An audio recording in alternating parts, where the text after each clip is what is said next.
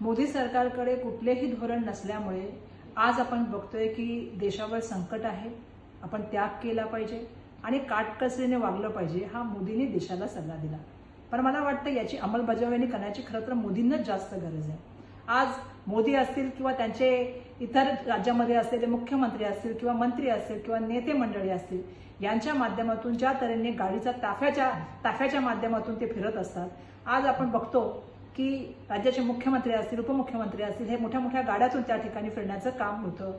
आणि अशा वेळेला मला त्यांना आव्हान करायचं आहे, देशाच्या पंतप्रधानांच्या पण ताफ्याला थांबवून देशाच्या पंतप्रधानांपासून, राज्याच्या मुख्यमंत्र्यांपासून त्यांच्या सगळ्या नेते मंडळींनी मेट्रोचा वापर करावा, बसचा वापर करावा आणि लाल परीचा सुद्धा त्या ठिकाणी वापर करावा।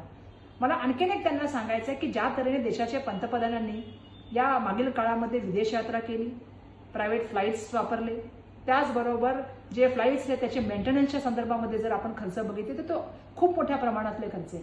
देशाच्या पंतप्रधानांनी तर स्वतःसाठी आणि ते त्या ठिकाणी आहे ते एक फ्लाईट घेण्याचं काम केलं। खरं तर 2 फ्लाईट घेतले गेले, त्याच्यामधलं एक फ्लाईट जे आहे ते देशाचे पंतप्रधान स्वतः वापरतात, ज्याची किंमत 4000 कोटीवरून सुद्धा जास्त आहे। जे 1 तास ज्या वेळेला प्रवास करतं तेव्हा त्याचा खर्च हा 1 कोटीपेक्षा सुद्धा जास्त आहे। आणि मला असं वाटतं की त्यागाची सुरुवात ही त्यांच्या माध्यमातून होण्याची अपेक्षा आहे। एका ठिकाणी आपल्या मित्र अदानीला मोठ्या प्रमाणामध्ये जमिनी द्यायच्या, मोठे त्या ठिकाणी जे आहे ते बँकेची कर्ज माफ करायची, परंतु शेतकऱ्यांची कर्ज माफ करायची नाही, छोट्या व्यापाऱ्याला त्या ठिकाणी मदत करायची नाही आणि जो मोठ्या प्रमाणामधला जो सेसच्या नावाखाली जो फंड गोळा केला त्याचा हिशोब द्यायचा नाही, पीएम केअरचा हिशोब द्यायचा नाही, ही जी नवीन परंपरा सुरू केली आहे ना, ह्याचं उत्तर देण्याची आता गरज झालेली आहे।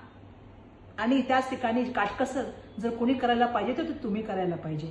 तुमच्या माध्यमातून घेतलेल्या निर्णयामुळे मोठ्या व्यापाऱ्यांना जो लाखो करोडोचा फायदा झालाय त्याच्यावर विचार करण्याची वेळ आलेली आहे। जमिनी असतील, मोठे व्यवसाय असतील, हे फ्रीमध्ये देण्याचं काम तुमच्या माध्यमातून चाललेलं आहे। बिल्डरांना पोचण्याचं काम तुमच्या माध्यमातून चाललेलं आहे। भ्रष्टाचार वाढवण्याचं काम तुमच्या माध्यमातून चालले। त्याला थांबवण्यासाठी तुम्ही कुठल्याही तऱ्हेची कारवाई केली नाही।